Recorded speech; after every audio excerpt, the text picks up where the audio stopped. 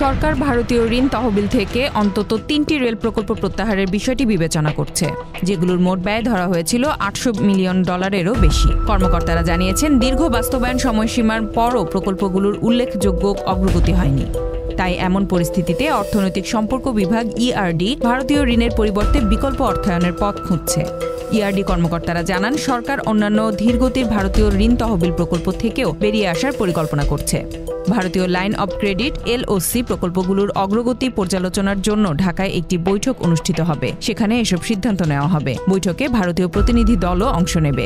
Railway সূত্র জানায়, বৈঠকে অন্তত 3টি প্রকল্পকে এলওসি তালিকা থেকে বাদ দেওয়ার সুপারিশ করা হতে পারে, কারণ বাস্তবায়নের দীর্ঘ বিলম্বের কারণে এগুলোর জন্য অতিরিক্ত তহবিলের প্রয়োজন হচ্ছে। ভারত যদি এই প্রকল্পগুলোর জন্য বাড়তি অর্থায়নের প্রতিশ্রুতি না দেয়, তবে বাংলাদেশ চূড়ান্ত সিদ্ধান্ত নেবে। Z news, Dhaka.